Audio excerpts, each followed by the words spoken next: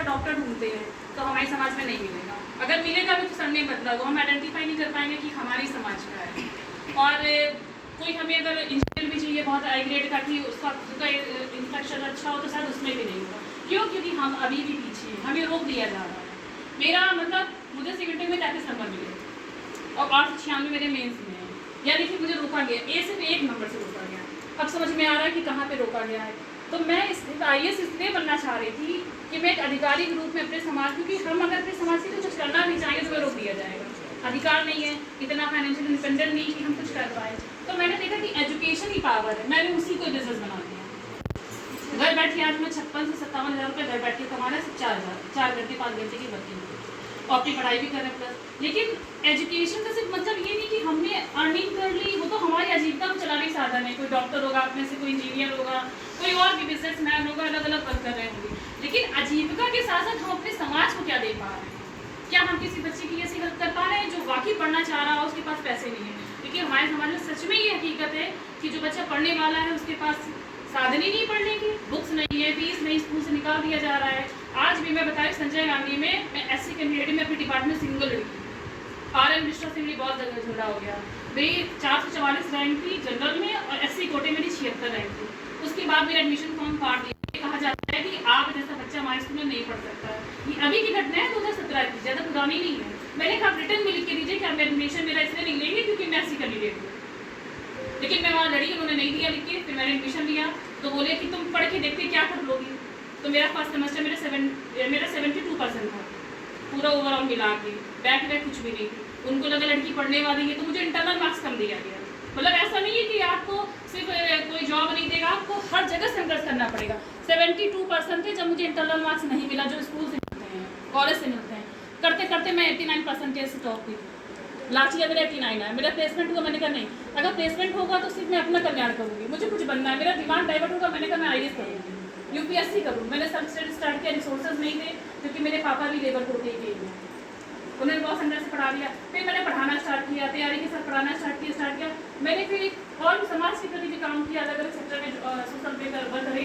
मैंने एक चीज़ रियलाइज की, हमारा समाज इसलिए भी पीछे है क्योंकि हमारे जो रूट्स है ना, हम बात तो करते बाबा साहब की कि हम इनको मानते हैं, पूजते किसको है? शिव जी को। और इसके लिए सबसे ज़्यादा जो जिम्मेदार है वो महिलाएं हैं। बच्चा घर में पैदा हुआ, शिव जी क्या मुंडन कराएंगे, हम छोड़ ही नहीं पा रहे हैं। अब गौतम बुद्ध क्या कहते हैं कि अगर आपको कुछ नया परिवर्तन लाना है तो पुरानी चीज़ों को त्यागना पड़ेगा। हम आज भी 16 सोमवार के व्रत जानते हैं, आर्टिकल नहीं जानते हैं। मैं कहीं भी, अब बिल्कुल मुझे कहीं भी डर नहीं लगता, मेरा सिलेक्शन हो या ना हो, लेकिन मैं अपनी सोसाइटी के लिए एटलीस्ट कुछ करूँ या ना करूँ, लेकिन एजुकेट तो कर सकती हूँ बच्चों को। मेरा यही है, मेरा नहीं सिलेक्शन होगा, मैं यूट्यूब पे भी हूँ, मैं फ्री पढ़ाऊँगी अपने समाज के बच्चों को, हेल्प करूँगी, जितना भी कमाऊँगी सब एजुकेशन में इन्वेस्ट कर दूँगी। मुझे पॉलिटिक्स में जाना नहीं, ये नहीं कि सिर्फ एजुकेशन दे दे। महिलाएं क्या करती, बच्चों को एजुकेट ही नहीं कर पा रही। एजुकेशन मतलब सिर्फ ये नहीं कि आपको पढ़ा रही, आप ये तो बताइए ना कि गौतम बुद्ध कौन है, हम कौन हैं। जैसे हमारे समाज के बारे में हूवर सुद्रास एक बुक है जो कि डॉक्टर बी अम्बेडकर ने लिखी है। उसमें लिखा गया है कि लोग MS से विदेश से पढ़ाई कर रहे हैं, यूनिवर्सिटी से बाहर से पढ़ाई कर रहे हैं, हम लोग यहीं की यूनिवर्सिटीज में एडमिशन नहीं ले पा रहे हैं। कोई हेल्प नहीं हमारी करने वाला है। अगर हेल्प किया होता तो हम सिलेक्टेड होती। मंजिल पढ़ा कर भी जॉब ऐसे लगा हुआ है। आप ये समझ लीजिए, जिस लड़की का मेंस हो जा रहा है, जनरल के बराबर मार्क्स लेके इंटरव्यू में कैसे रोक दी जा रही है? ये हमें रोकने के लिए, ताकि हम किसी की हेल्प न कर पाए। हमारा समाज सम्मान के लिए संविधान एक पढ़ो ना,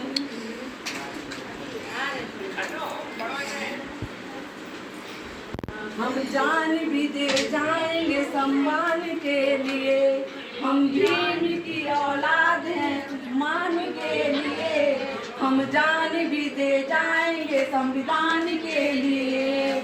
ऐसा नहीं कि बस हमारी जान जाएगी, ऐसा नहीं कि बस हमारी जान जाएगी, घटना फिर कोरे गांव की दोहराई जाएगी, घटना फिर कोरे गांव की दोहराई जाएगी। तो मेरा बस यही निवेदन है कि हम लोगों को किसी से डरना नहीं है, क्योंकि हम लोग बहुत पीछे रह गए। आगे बढ़ते जाएं, डरे नहीं, सबका सामना डट कर करें। जय भीम, नमो बुद्धाय। इंजीनियरिंग के माध्यम से रखी है वो ये है। और ये तभी हमको पता चलेगा जब हम हिस्ट्री में, इतिहास में, अपने बहुजन महापुरुषों के जीवन दर्शन में जाएंगे, तभी हमें ये सारी चीज़ें पता चलेंगी। और उसके लिए हम जो कर सकते हैं बस वो करें। होता क्या है कि हम तो करना नहीं चाहते, हम इर्द गिर्द बात करते हैं। सपोज दैट हमारी ताकत जो है 20 किलो वजन उठाने की है, तो हम 20 किलो वजन उठाने का काम करें बस। हम 50 किलो का आरोप प्रत्यारोप और विरोध करने से हम 25 किलो वाला भी काम नहीं कर रहे। जिसकी जितनी कैपेसिटी है, क्षमता, जो जहाँ पर है वो काम करे, जो जहाँ पर है वो नेटवर्क बनाए, एक नेटवर्क को मतलब विशाल रूप दे, और वो धीरे धीरे परिवर्तन हो जाएगा। क्योंकि मैं खरबूजे देख के खरबूजा रंग बदलता है, ये हमारे महिलाएं को देख सकते हैं, महिलाओं ने जितना परिवर्तन किया पुरुष ने नहीं उतना किया। महिलाएं घर के अंदर का, घर के बाहर का काम कर सकती है, पुरुष घर के बाहर का ही काम कर सकता है, घर के अंदर का नहीं कर सकता। और महिला घर के अंदर का भी कर सकती है और घर के बाहर का कर सकती है। लेकिन हम महिलाओं को मौका नहीं देते। मौका कैसे नहीं देते? हम कोई भी बात मैं खुद के साथ बोलते हैं, कोई किताब की बात नहीं। हमने 10 घरों में सर्वे किया, उसमें RD दो रहे जो आपके यहाँ रहते हैं, वो LIC ऑफिसर हैं, वो उनके घर का भी सर्वे किया था, उदाहरण दे रहे हैं उनका भी। 10 परिवार में हम और पत्नी गए, और 10 परिवारों में इनने महिला से बात की, हमने उसके हस्बैंड से बात की। जब हस्बैंड और महिला से जब बात किया तो वो महिला बोल रही है हमारी मैडम से कि हमारे पति ही नहीं कहीं ले जाते। ये सच्चाई है, बिल्कुल सच्चाई, ये सच्चाई है। बहुत सही। क्योंकि महिला तो चाहती है कि हम घर से निकलें, हम दुनिया देखें, हम भी अच्छा बुरा समझें, हम भी मतलब महापुरुषों का जीवन दर्शन देखें। लेकिन पुरुष चाहता है कि हम घूमते रहें, हम आज़ाद रहें, महिला दरवाजे के अंदर रहे। और ऐसे ऐसे लोग यहाँ इतने संख्या के लोग आते हैं, दरोगा साहब, इतने संख्या के लोग आते हैं, तो उनसे कोई कमेंटबाजी कुछ नहीं। बस एक रास्ता, एक उद्देश्य जो हमारे महापुरुषों ने दिया है, उस पर हम निरीक्षण परीक्षण स्वयं करें कि रिजल्ट क्या हुआ। जो जहाँ पे काम किया है उसका रिजल्ट देखें। बस सीधी सी बात ये है। अगर रिजल्ट का कुछ नहीं है तो उसका संघर्ष, उसका करना, उसका बायलॉग, उसका संगठन कोई माने नहीं रखता। उसका रिजल्ट होना चाहिए।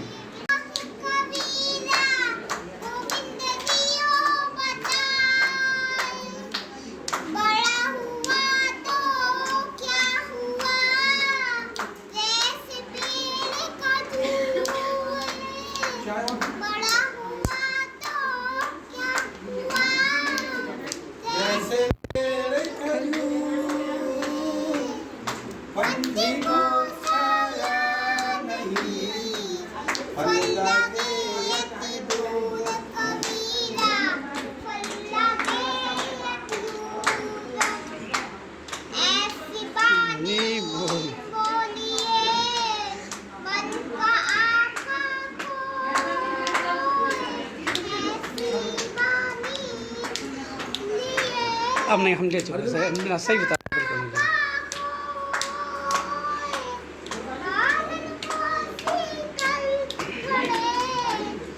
आप शीतल हो,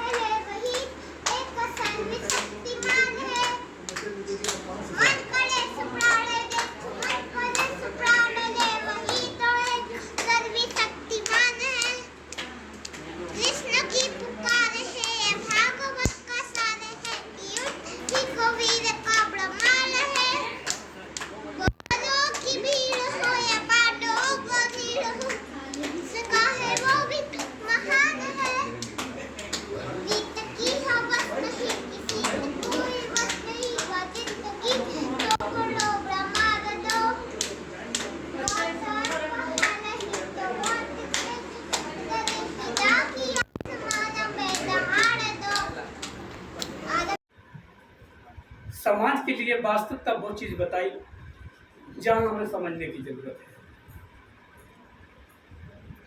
किसी ने लिखा है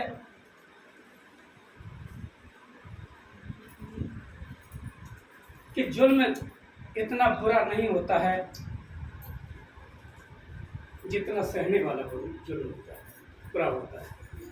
क्योंकि कई स्थान ऐसे होते हैं कि हम जुल्म को सहते रहते हैं साथ में।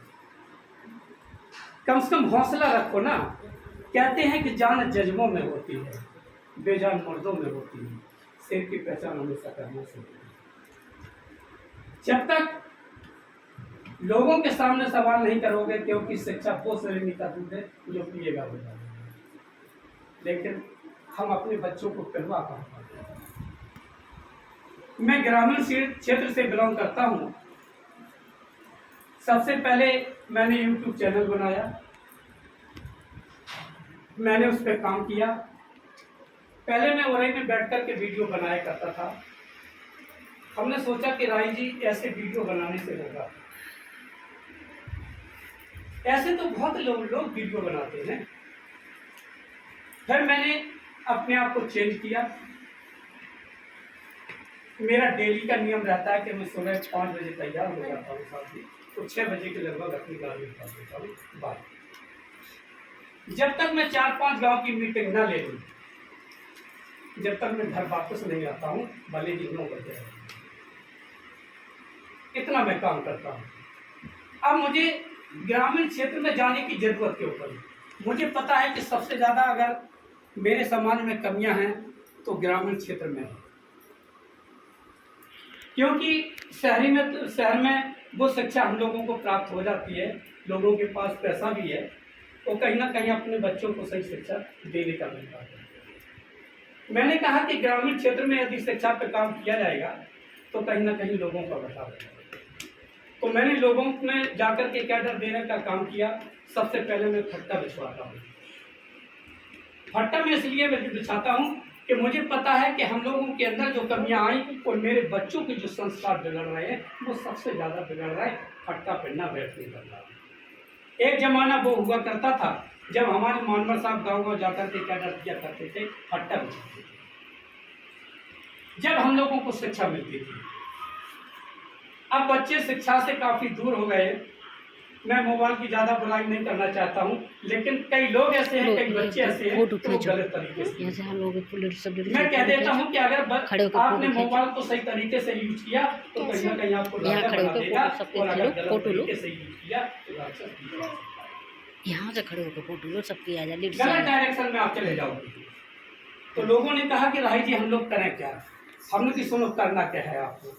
जैसे हमें पता है कि ग्रामीण क्षेत्र में ज़्यादा से ज़्यादा लड़की को इंटर करा देते हैं, यहाँ से वीडियो नहीं फोटो। अब वो पड़ोसी को देख कर यहाँ करा से देते हैं।